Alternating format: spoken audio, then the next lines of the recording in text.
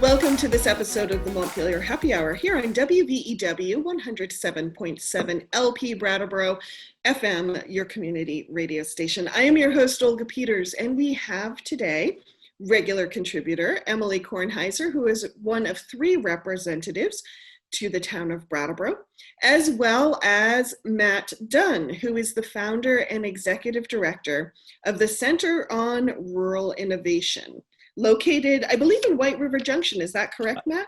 Heartland Three Corners, actually. Heartland Three Corners.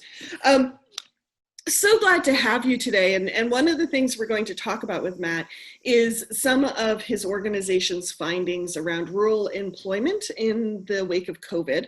But one thing I want to talk to you quickly about, Matt, is what is the Center on Rural Innovation and why does Vermont need something like that? Sure.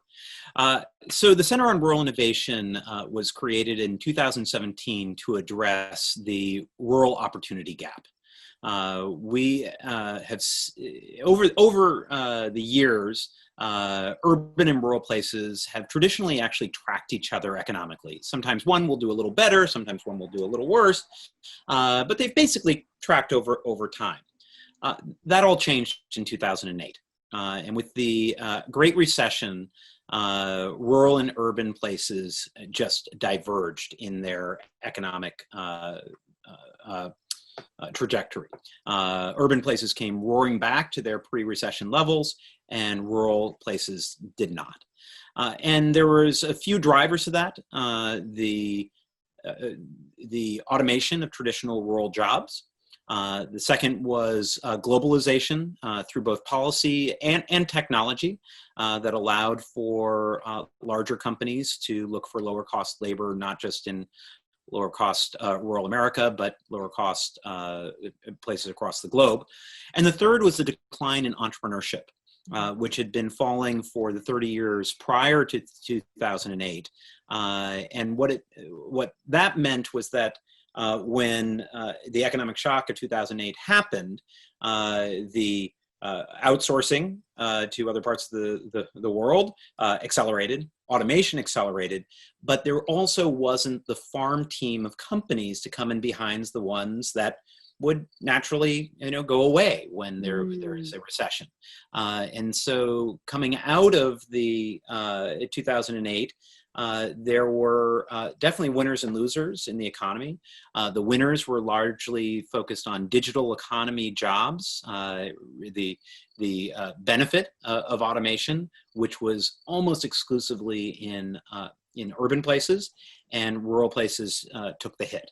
And pre-COVID in 2020, you saw 5% of all technology jobs being based in rural places, even though rural America represents conservatively 15% of the nation's workforce.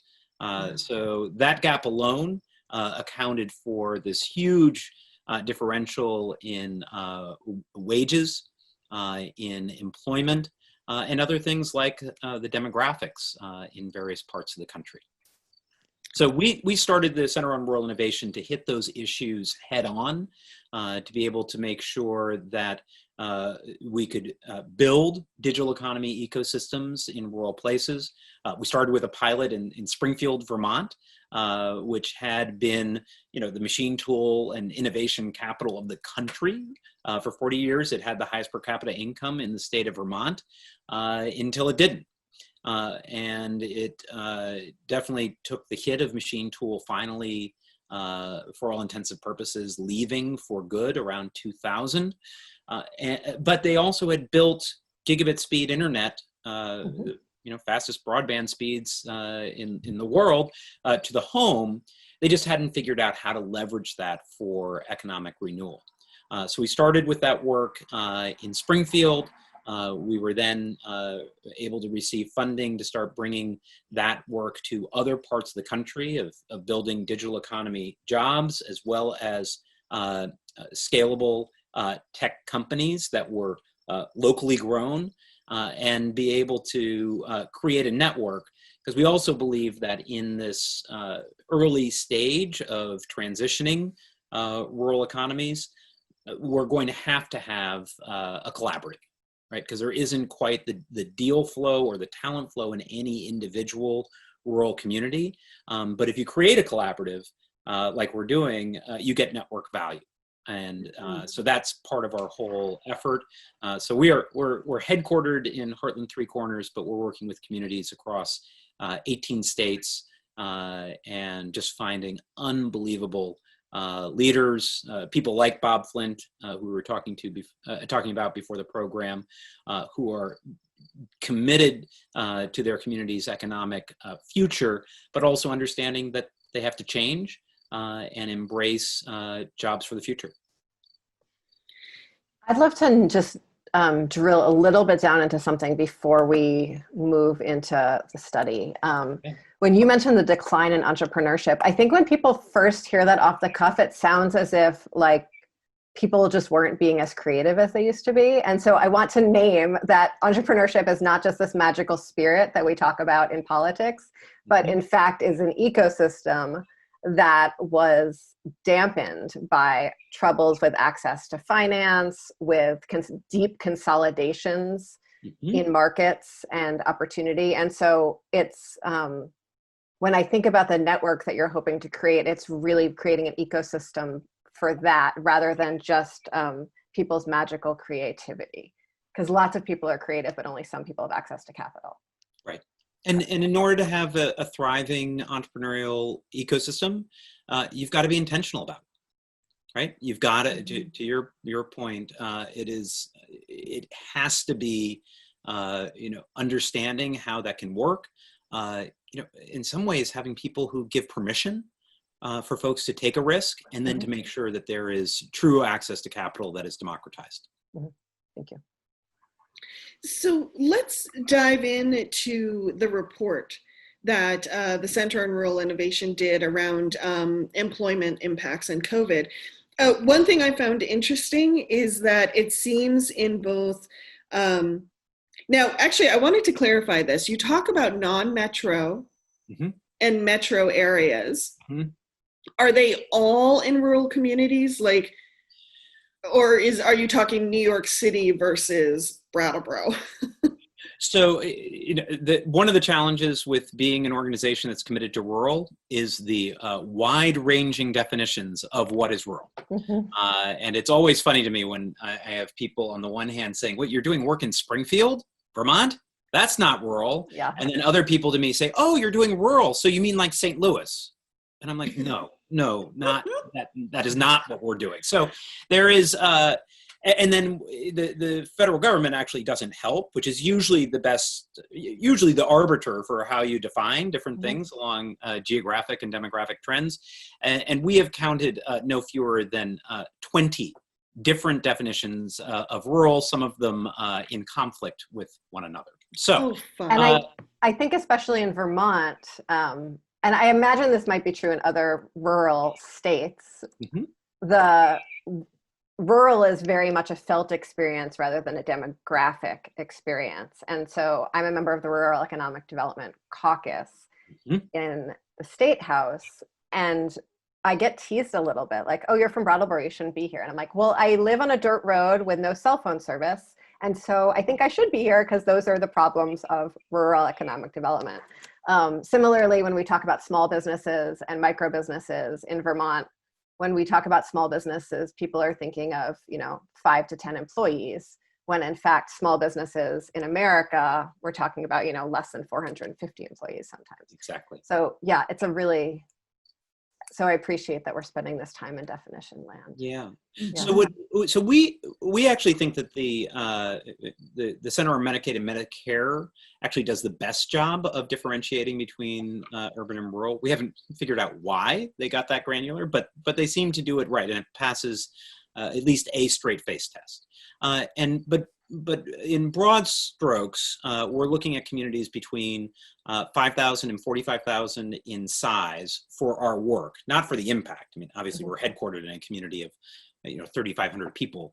But the places where we're doing this work of building digital economy ecosystems, that's the range, and they're not suburbs. And it's usually pretty easy to figure out which are suburbs and which are not in terms of proximity to very large metros and where employment flows go. So metro and non-metro is one of the definitions that's out there. It's not a bad one. It's sometimes, aggregated by county, which becomes problematic, as you can probably imagine. It's a very different thing to be in Baltimore, Vermont, than White River Junction, Vermont, but it is still a good delineation across the national landscape. So that's the one that we used, and it's the way that this data has been broken down. Mm-hmm. Thank you. Well, I think what I found interesting from your report was just how, in many ways, non-metro and metro areas have both seen an increase in jobs and a decrease in unemployment. But what really surprised me were two things. One, that it seems, even though the metro areas had an initial bigger economic shock from COVID, that the recovery rate for both areas or types of communities seems to be about the same. Mm-hmm. But I think it's really important for people to note, because as you noted, that recovery doesn't look the same in every place, in the sense for some places it's a V. Whoa, we had the crash and now we're recovering. But for a lot of places, it's actually a W. You have the crash and then a little recovery, and then and I think that's really important, especially for Vermont, as we go into, I think a lot of people are considering us going into a recovery phase right now. And yet there's a lot of people who are still in crisis mode and are nowhere near recovery. And I just think that's something really important to keep coming back to remind us about recovery and what it needs and what it looks like. How about for you, Matt? What do you think is really crucial right now for rural economies post-COVID, or during COVID, I should say? On a big picture level, I think there's two things. We are at risk with the pandemic of having a repeat of 2008. Right, the same kind of economic shock that facilitated more investment in automation is going to be here in spades in the pandemic, because not only do you have the issue of wanting to cut overall costs of labor and willingness to do long-term investments, especially with low interest rates, but you also you want to set up situations where you can avoid human contact altogether. And because of the pandemic. And so there's going to be a lot of continued pressure. You've seen it in places like, there was a story about the Land's End facility in rural Wisconsin that was investing, significantly in automating the already fairly high-tech processes that they had there. You even have, innovators in Vermont who are figuring out how to use robots to flip wheels of cheese. Because that's actually a pretty time-consuming and sometimes dangerous process that limits the height of the ceilings you can do stuff. And they're seeing a boost in that area.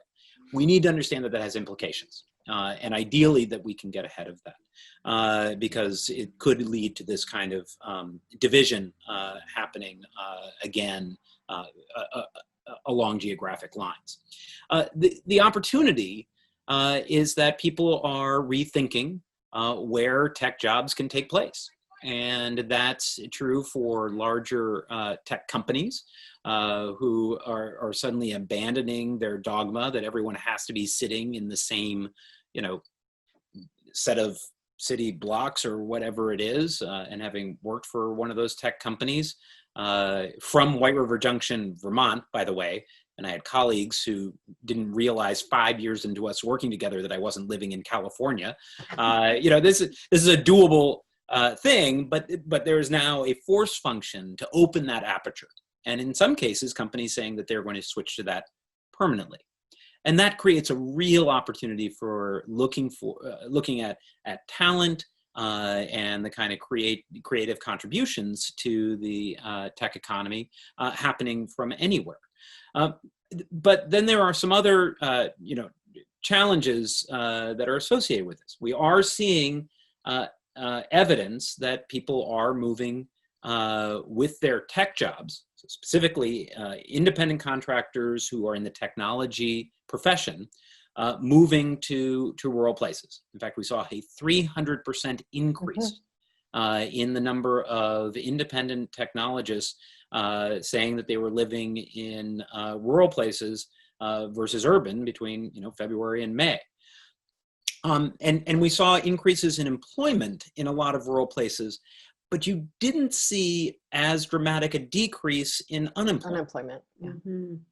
And while there is plenty of room to get back to equity on more people with high-paying jobs coming back to rural places or moving to rural places, we have a real risk of a division and greater stratification than we're already seeing in rural communities. And that's why we are putting a huge emphasis right now on deploying skilling programs for tech jobs for people who are economically displaced in rural places so that they can also benefit from this opening of an aperture of where those kinds of tech jobs can come from.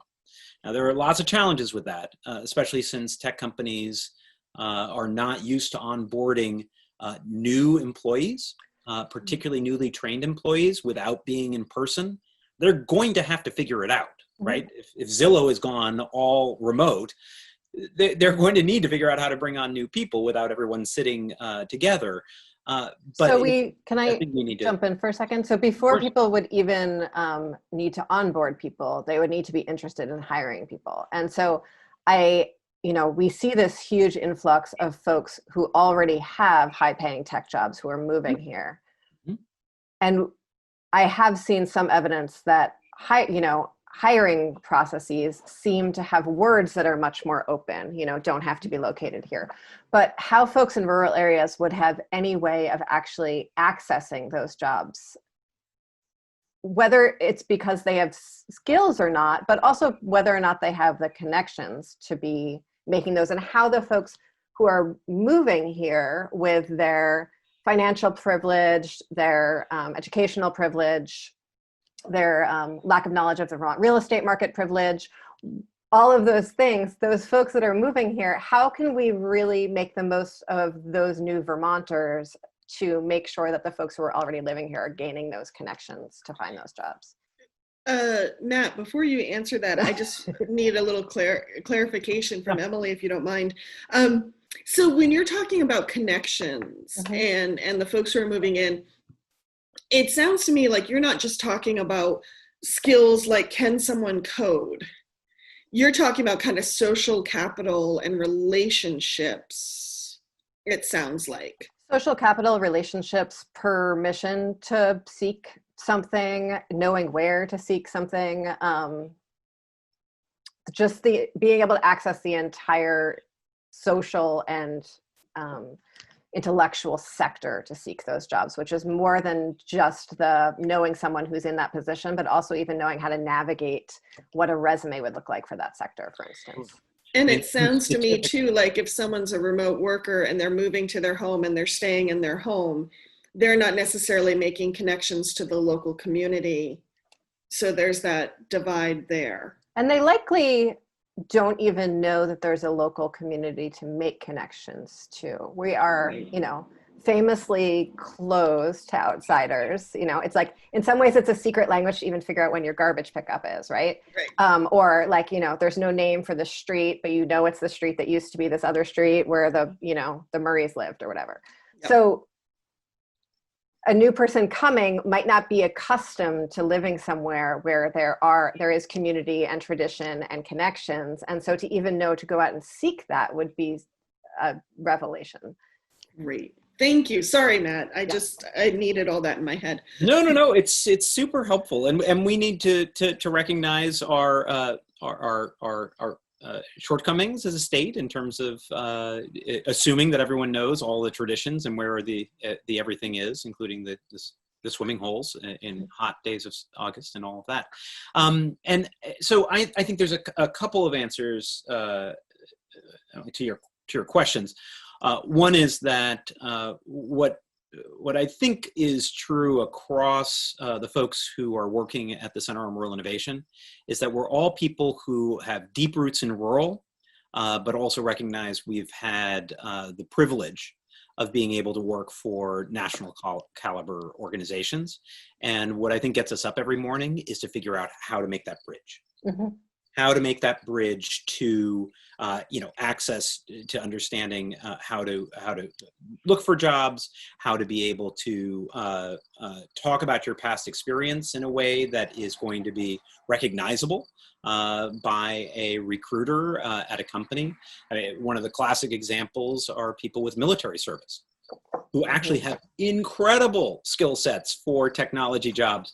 It's just the way that they talk about it in their service record, it doesn't translate into the way that they talk about it in a Silicon Valley context.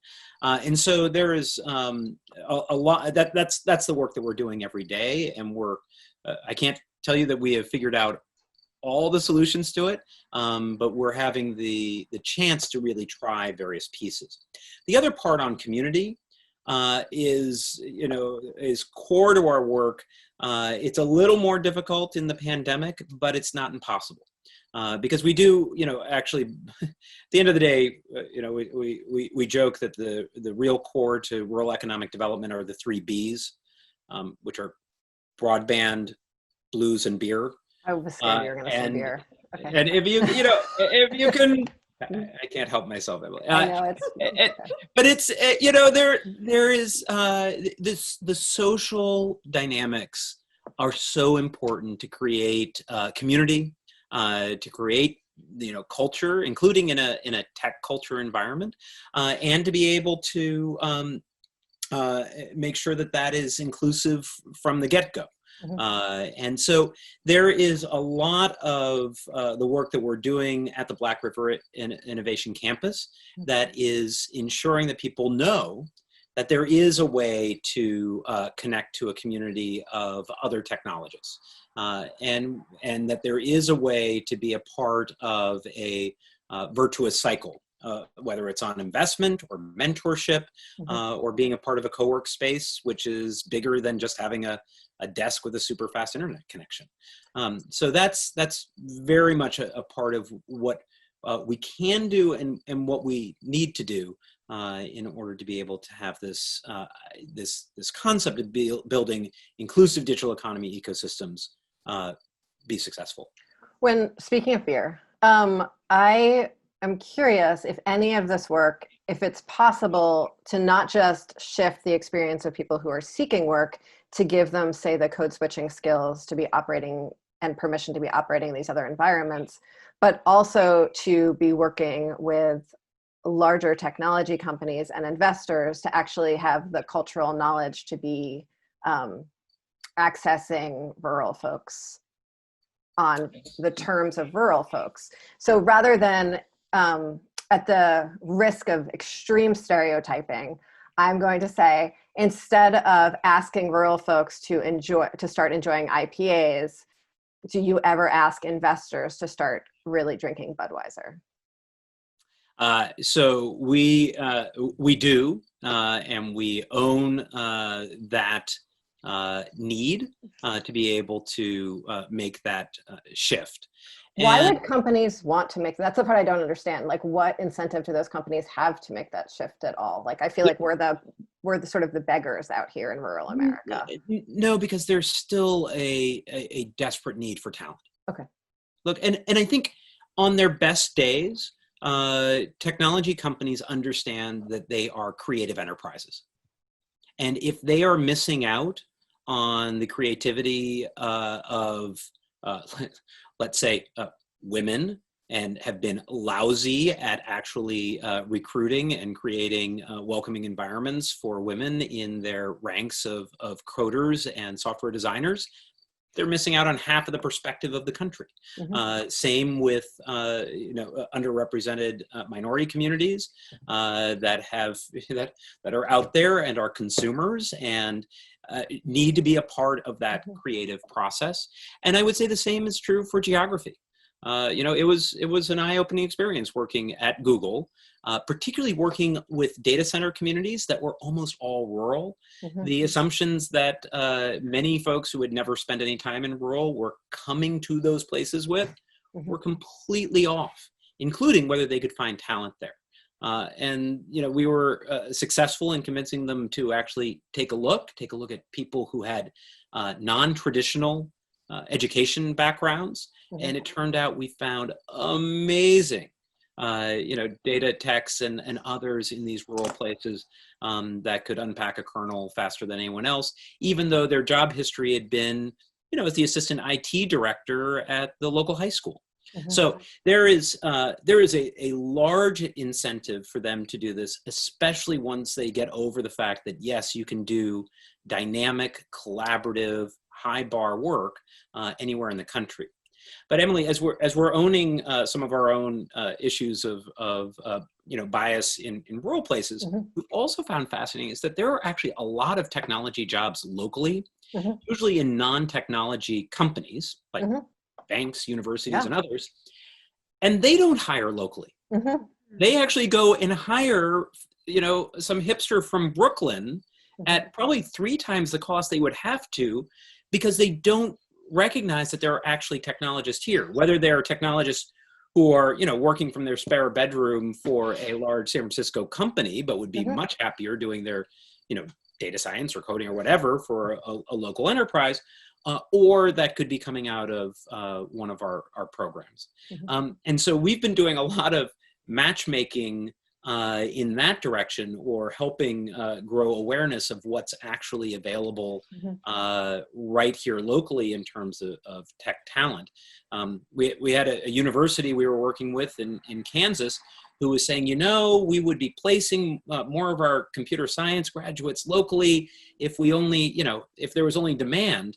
And we had to point out to them that they had 3 open positions that would be perfect for their graduates right there that they were recruiting for in Kansas City. So these are things that we need to overcome as we're trying to create that critical mass, whether it's from local companies that need that tech talent, it's people who are coming with their jobs remotely, and then cracking that code on how to bridge rural talent to folks who are hiring on a national or global level. Thank you, Matt. We need to go to break, so we're going to hold it there, but stay with us. The Montpelier Happy Hour on WVEW 107.7 LP Brattleboro will return in a moment. Welcome back to the second half of the Montpelier Happy Hour here on WVEW 107.7 LP Brattleboro, your community radio station. I'm your host, Olga Peters, and we are talking with Representative Emily Kornheiser and Matt Dunne from the Center on Rural Innovation. Thank you for joining us. Thanks for coming back. I want to go back to the study that your organization did, Matt, and talk about the concept of the urban exodus, because we've been hearing a lot about that. And it seems like, looking at your report, that yes, to a certain extent, this is happening. Just to bring it local for folks in Windham County, it looks like, according to the Center on Rural Innovation's data, Windham County, based on the number of second homes, could potentially see a population bump of 29%, which would be the highest in the state if this happened. So that brings me to the question, what does this mean for rural America if we have all these people coming from urban areas, bringing their jobs with them, but not necessarily being part of the local economy, in the sense that their job isn't part of the local economy? Well, there are upsides to this as well as there are going to be challenges. I mean, anytime you see a seismic shift like that, it's you've got to be ready for the impacts. We have for a while actually had struggles with the number of first homes that were being sold as second, third, or fourth homes. In fact, I mean, there were stories in Woodstock, which is right near where I am, where the green in the evening is pitch black because no one's in the houses around the green, Mm-hmm. which used to be this center of vibrancy, but no one was ever there. And so that's not a good solution, right? Regardless of any of these other challenges that may come with it, having people who are actually, utilizing the homes and engaging and bringing their resources in to be able to contribute to the economy is a good thing. The question becomes how they do that. And the question also becomes how long they're going to be here. And we just don't know. There is certainly some evidence that people are moving up full time. I believe it was the Dover School District that has already seen a 25% increase in their student count. Which is someone who has been, concerned over the declining student populations in rural Vermont for a long time.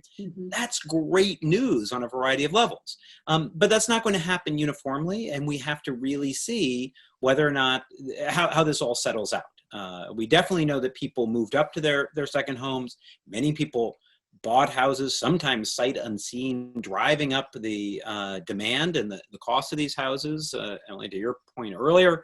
But it's but we don't know if it will return back to some lower level later.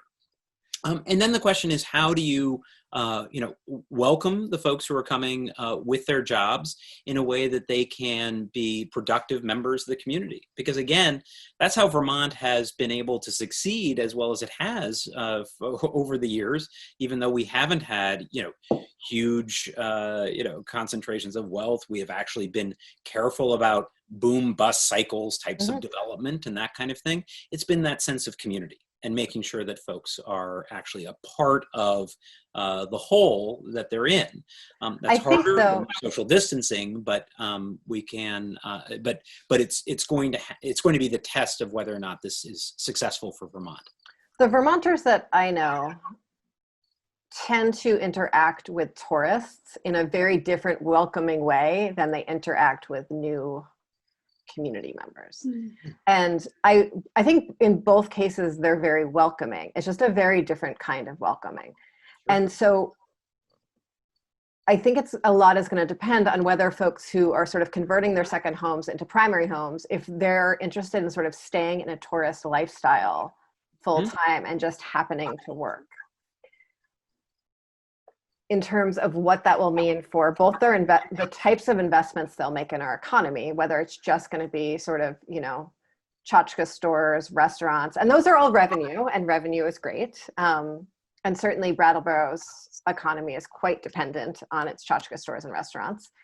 But that switch into investing in the school systems, we're seeing that school districts that tend to be entirely sending towns, or school districts that are completely school choice are having much higher bumps than school districts with less choice. So people are picking their second home options in very specific ways that are going to have significantly different strains. Or we have communities like Dover that if every second home converts to a primary home, the entire demographics of that area are going to be upended completely, right? And so what story will we tell about that politically? The transition from, the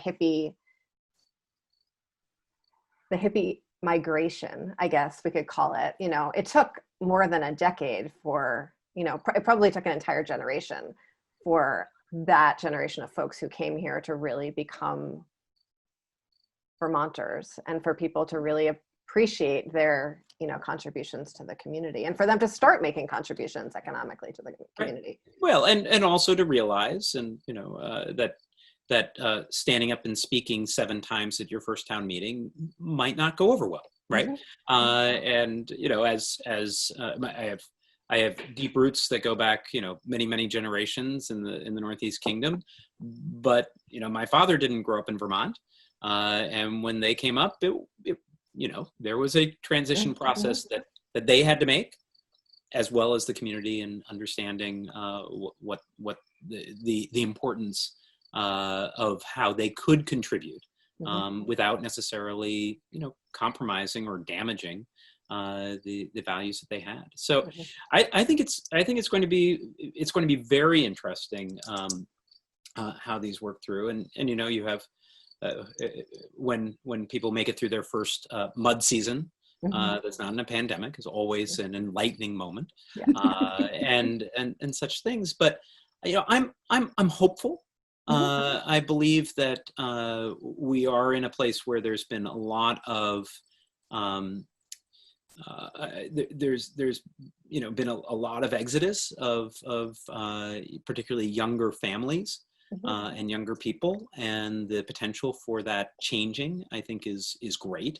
And I also think that there are some other things that, on a policy basis, could help direct this in a different direction. And I'm really curious about that, particularly because I'm getting a little caught up in the cultural challenges, because it feels like we're deep in the thick of that right now.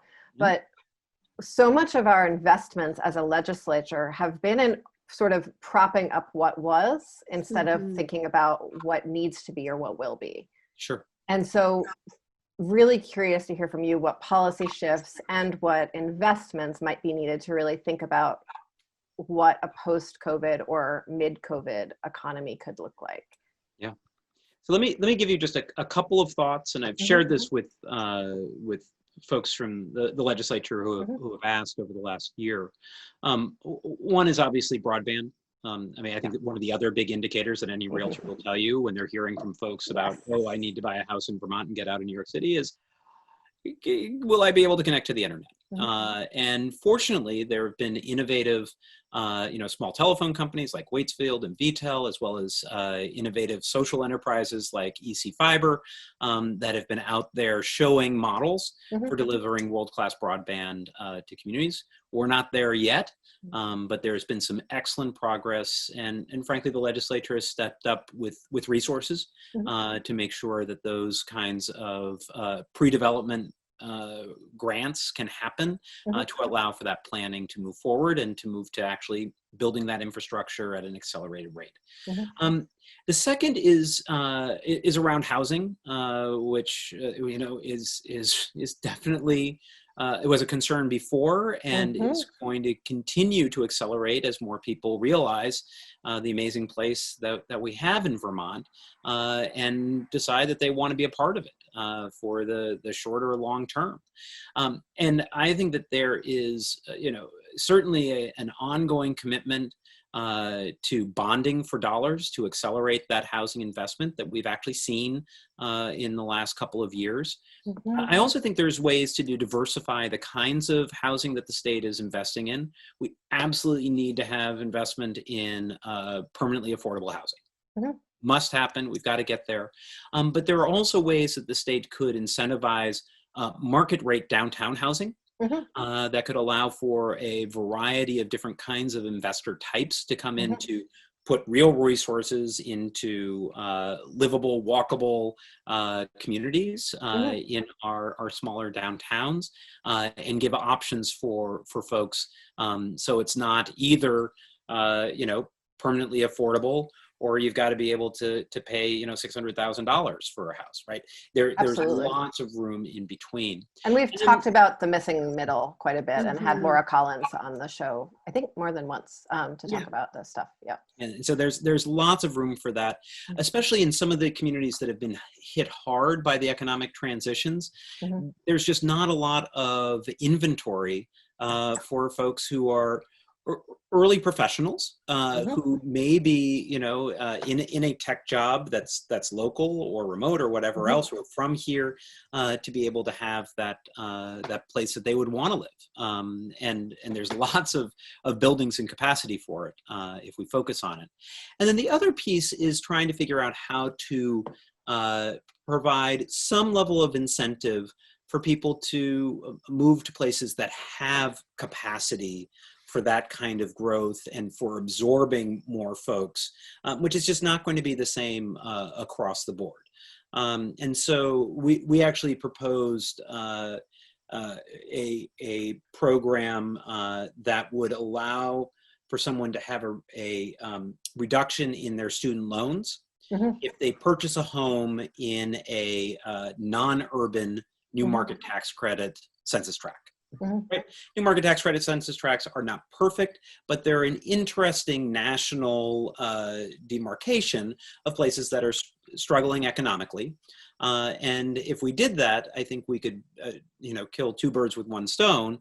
One is really address the higher education debt crisis that we're facing as a country, and encourage particularly younger professionals to locate into our St. Johnsbury's, our Springfields, our Newports, our Benningtons. I mean, it's basically everything except for sort of the Chittenden County, Montpelier Beltway, and the Upper Valley that we're talking about when we talk about that, just for our listeners who might not have all of their demographics in mind. Yep.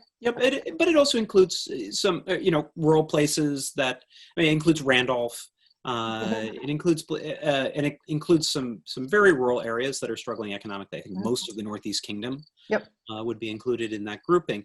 But it would provide a nudge that would be predicated on real investment. So not just some fly by night. Someone actually saying, we're going to buy a place.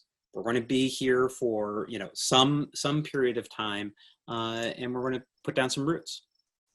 So, go ahead, Elka. Oh, I was just going to ask, one thing Emily and I talk a lot about on the Montpelier Happy Hour are wages, and how wages in Vermont really need a helping hand up. So I understand that a lot of tech jobs pay well.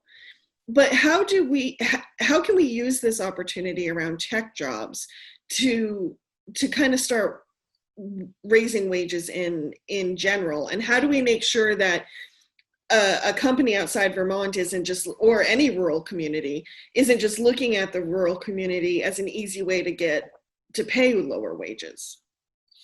Does that make sense? Yeah, I mean, I'm going to push back on it a little bit in that last statement, because I think there is a perfectly good market force that says that it is insane to be only paying people who have to live in a location where they're spending $4,500 a month for a one-bedroom apartment, right? That, the difference in cost of living right now between urban and rural places is so insane that I think we have a moment where we can say perfectly reasonably that a tech employer can actually source superb talent in a place where they can pay them less and still have that person have an equivalent experience of living as someone who's trying to, live in Cambridge, Massachusetts, or Brooklyn, or the Haight. So, I mean, there's plenty of room to say, you know what, we can actually provide you. I worked for a tech company that was based in Wilder, Vermont during the 90s, and it was founded by two Dartmouth grads that were solving a market problem in the commercial printing industry. We grew it to 120 employees, and the founder at one point said, "You know why we're successful? It's because we get geeks cheap, right? And they live incredibly well where they are." He also said there's a reason why we give such great maternity and paternity leave, because as soon as they have kids, they know this is where they want to be for the rest of their life. And so we have great employee retention. And I think that's fine. And I don't think it is in that sense, predatory, because we're talking about people who are still going to be making well above the living wage. The harder question is about how do you make that translate into other kinds of jobs? Now, I'm actually a strong believer in a $15 minimum wage. I also think the best thing you can do to actually support entrepreneurship is to have universal health care, right? And it's always fascinating to me when I talk to sometimes reporters or political types who are like, wait, how can you be pro-business and pro-single-payer healthcare? I said, you know what? Takes a huge cost off of businesses. Of course. And you should actually talk to folks who are in Silicon Valley, who are actually some of the biggest advocates for, moving to universal single-payer healthcare, because they know what it's like. If you're actually going to give opportunities for people to start companies, to be able to innovate, to be able to take, you got to deal with their student debt, and you've got to deal with the existential threat of a healthcare crisis taking them down.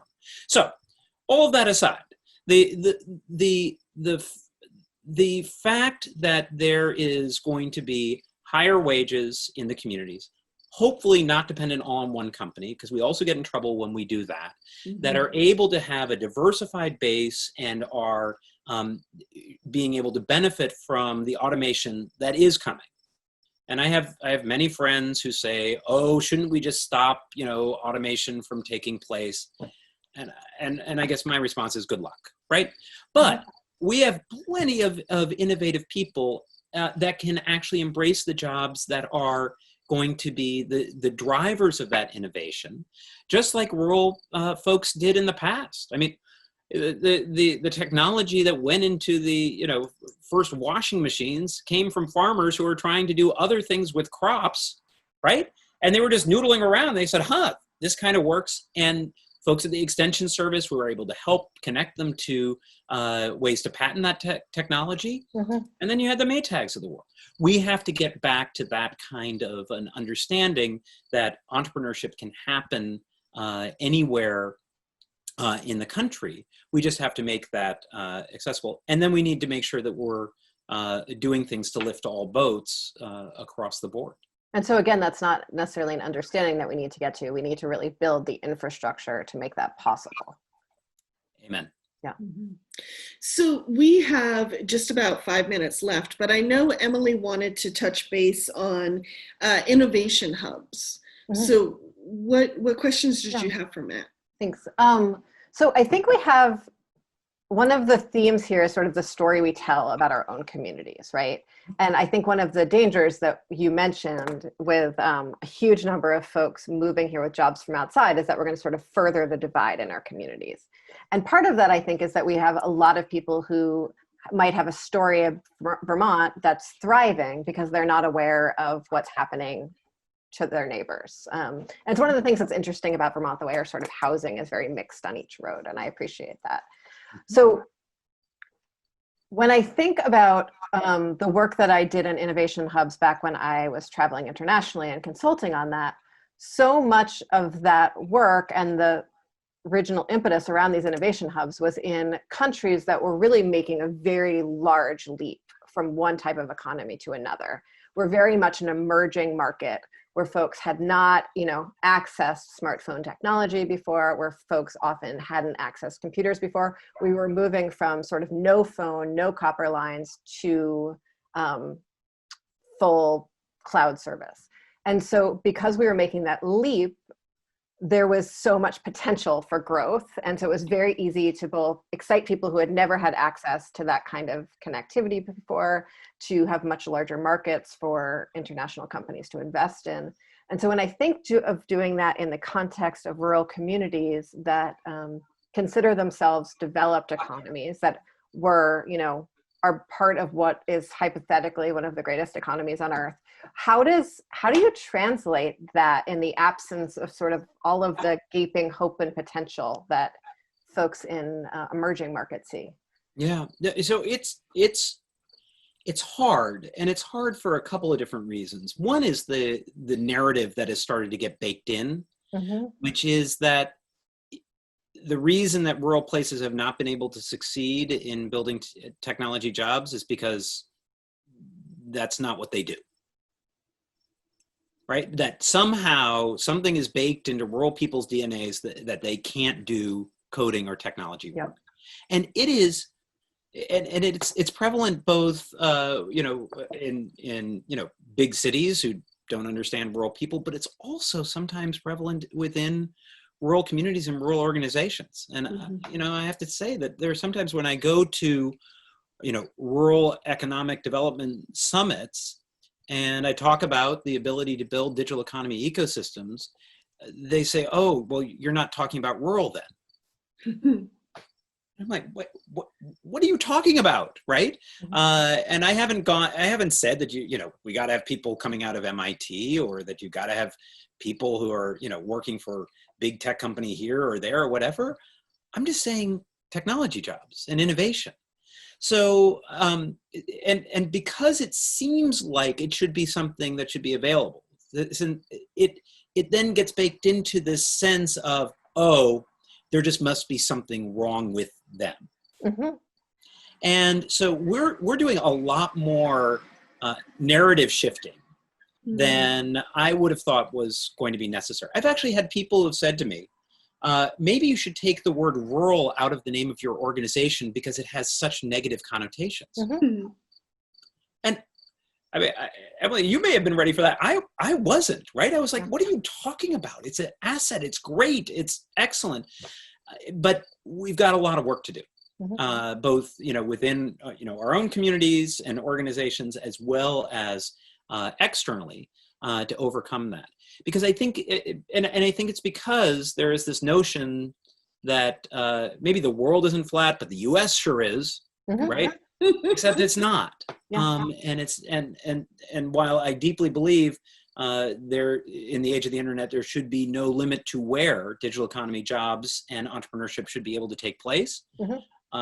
We've got to be able to get to the place where we have proof of concept. We can tell that story, and we can tell it in a variety of different angles.